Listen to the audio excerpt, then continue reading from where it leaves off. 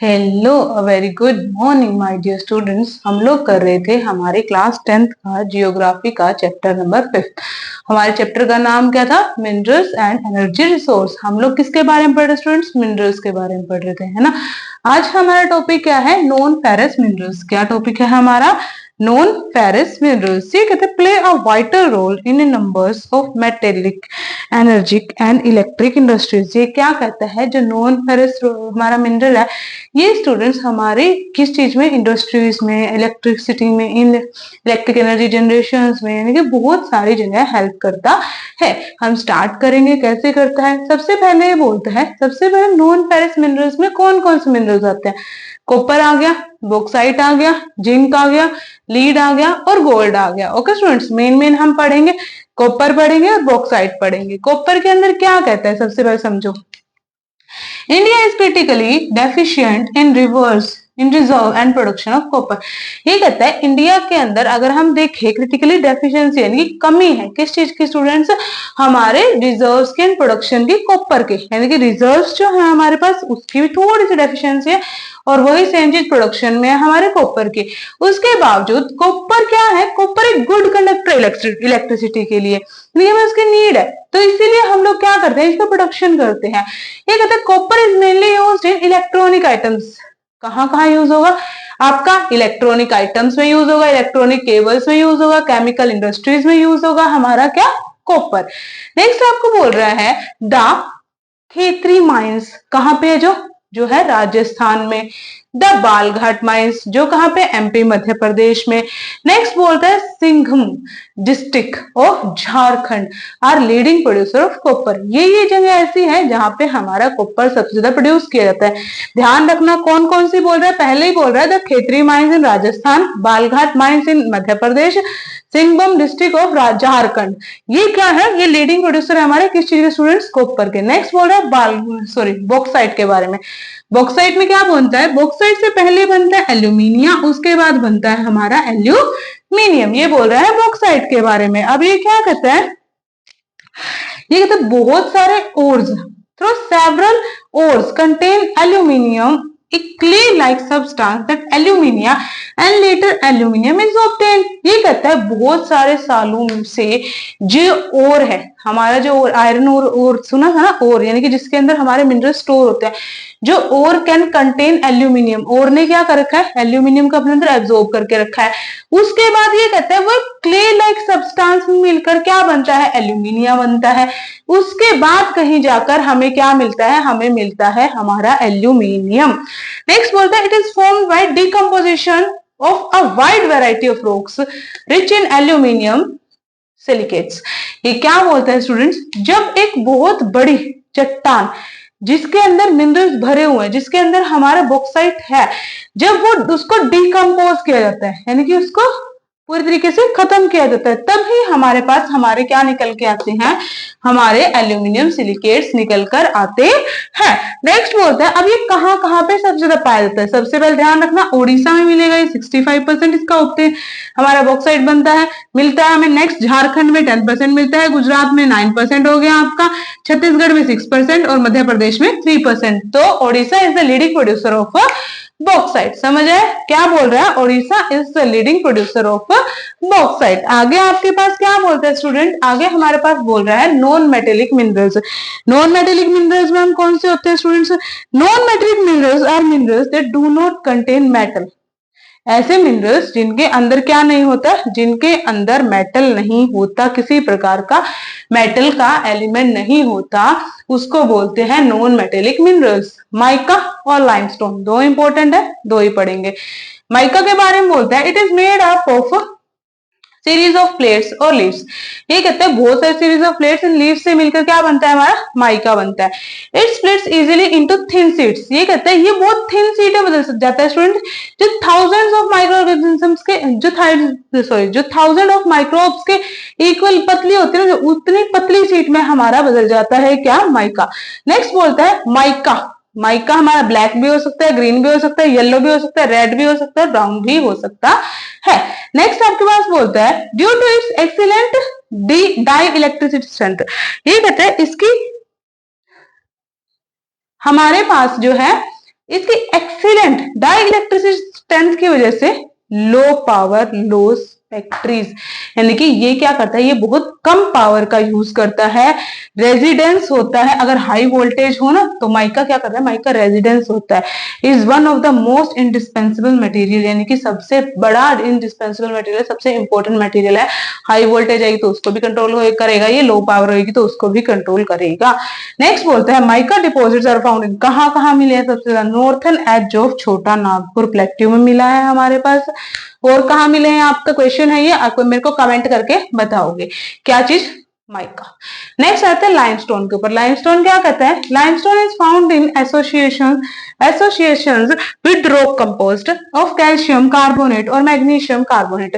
ये लाइमस्टोन हमारे पास students in association किस किस के साथ एसोसिएट किया, rock composed of calcium carbonate और मैग्नीशियम कार्बोनेट, यानी कि जहां पे आपको किसी भी रॉक को डिकम्पोज करने से हमारे पास क्या कैल्शियम कार्बोनेट्स और मैग्नीशियम कार्बोनेट्स आएंगे, वहीं पे हमारा क्या बनेगा, लाइमस्टोन बनेगा। नेक्स्ट बोलते हैं it is found in sedimentary rocks, ये कहाँ पाए जाते हैं स्टूडेंट्स, सेडिमेंट्री रॉक्स में पाए जाते हैं, most of the geological form में पाए जाते हैं। नेक्स्ट बोलते हैं limestone is basic raw material, limestone क्या है, एक तरीके से रॉ मटेरियल है जिसका इस्तेमाल हम किस में करते हैं, इंडस्ट्रीज में करते हैं, for cement industries and essential for smelting iron और इन द ब्लास्ट फर्नेस। ये कहता है जहां पे हमें आयरन और निकालना हो, वहां पे ब्लास्ट करने की नीड हो, तब हम लाइमस्टोन का यूज करते हैं, उस चीजों के बारे में बता रहे हैं। अब देखिए कहाँ पाए जाते हैं, सबसे ज्यादा हमारे पास ये बोल रहे राजस्थान में 28% पाए जाएंगे, एमपी मध्य प्रदेश में 30%, एपी आंध्र प्रदेश में हमारा 13%, छत्तीसगढ़ में 11%, कर्नाटका में 9% एंड अदर्स में 34%। वैसे तो अदर्स में ज्यादा है, बट अदर्स में हमें पता ही नहीं कौन कौन से स्टेट्स हैं, कितने स्टेट्स है, क्या आपका और ज्यादा, तो हम लोग बताएंगे Rajasthan is the leading producer of limestone. क्या बताएंगे students, Rajasthan is the leading producer of limestone. Okay, आगे हम क्या पढ़ेंगे, आगे हम पढ़ेंगे हमारे पास हजार्ड्स ऑफ माइनिंग, क्या पढ़ेंगे, hazards of mining. Okay students,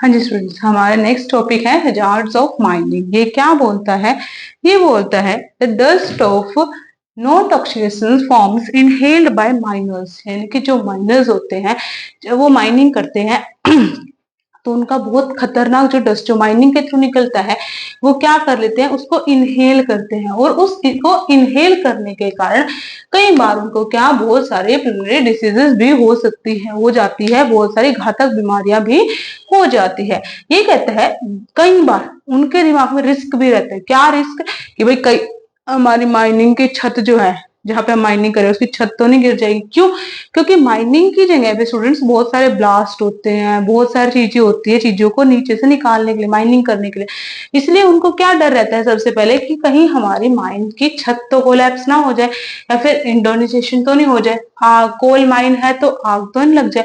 क्यों, क्योंकि कई बार ऐसा हो चुका है, कई बार हमने ऐसा पढ़ा भी है, न्यूज़पेपर्स में सुना भी है कि कोल माइंस में आग लग गई, माइनिंग के नीचे बहुत सारे लेबर्स दब के मर गए, इस वजह से उनके अंदर कांस्टेंट ये रिस्क बना रहता है।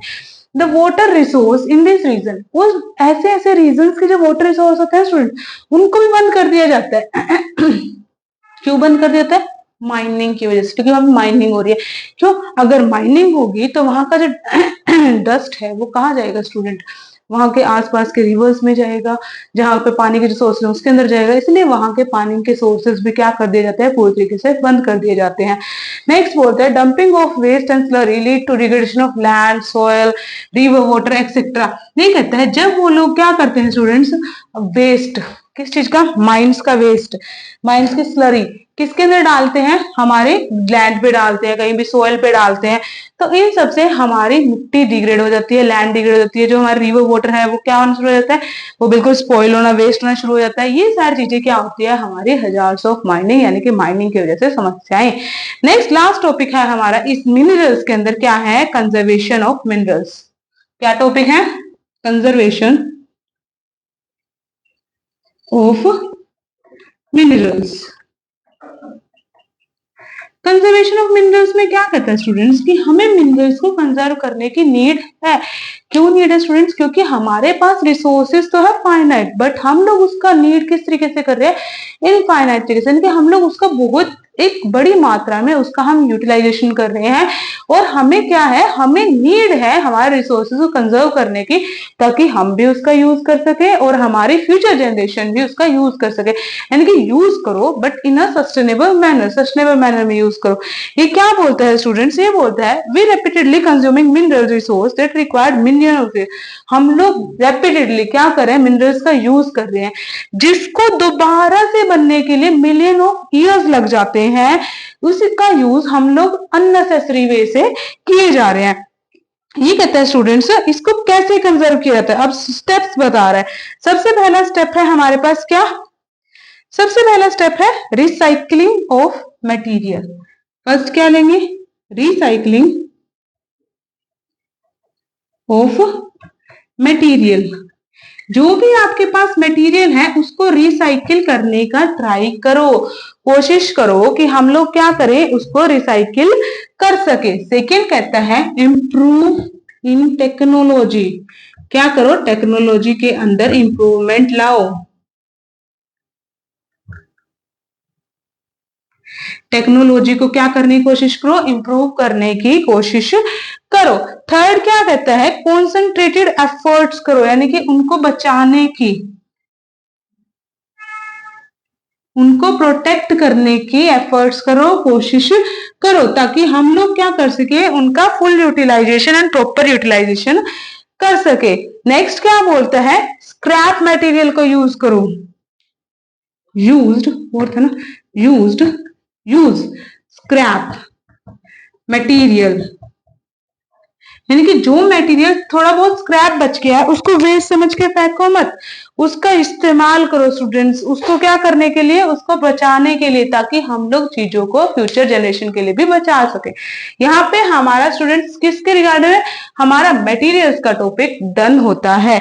अब हम नेक्स्ट करेंगे मिनरल्स का, सॉरी मटेरियल को बोल रही हूँ, मिनरल्स का टॉपिक डन होता है। नेक्स्ट टॉपिक हमारा रह गया एनर्जी। चैप्टर का नाम क्या था, mineral energy resource. Mineral resource हमने पढ़ लिए, कल हम पढ़ेंगे एनर्जी रिसोर्स। बेसिकली एक शॉर्ट ब्यौरा दे देती हूँ। एनर्जी रिसोर्स से मतलब क्या स्टूडेंट्स, एनर्जी रिसोर्स से मतलब है जो हम लोग जिस तरीके से एनर्जी प्रोड्यूस कर पा रहे हैं। इलेक्ट्रिसिटी हो गया हमारे पास, ठीक है, हमारे पास गैसेस हो गया, ये सारी चीजों के बारे में आज के टाइम में अगर आप देखो, आप लोग सोलर पैनल्स के थ्रू एनर्जी प्रोड्यूस कर पा रहे हो, आप लोग बायोगैस का इस्तेमाल कर पा रहे हो, हम लोग विंड टर्बाइंस का यूज कर रहे हैं। ये सब क्या है, ये सब न्यू थिंग्स है। ये सब कौन से हैं, नॉन कन्वेंशनल सोर्सेज, यानी कि जो सोर्सेज हमने जनरेट किए हैं। और दूसरे कौन से, कन्वेंशनल सोर्सेज, यानी कि जिनका इस्तेमाल बहुत पौराणिक तरीके से, बहुत पुराने तरीके से होता जा रहा है, वो होते हैं conventional sources. Okay students, deeply इसको कल पढ़ेंगे। आई होप कि आपको मेरे लेक्चर समझ आया होगा। अगर आपको वीडियोस पसंद आए स्टूडेंट्स तो प्लीज चैनल को सब्सक्राइब कीजिए, वीडियोस को लाइक कीजिए और कमेंट करके बताना ना भूलें कि आप नेक्स्ट चैप्टर पढ़ना कौन सा चाहेंगे। Okay, thank you and have a nice day.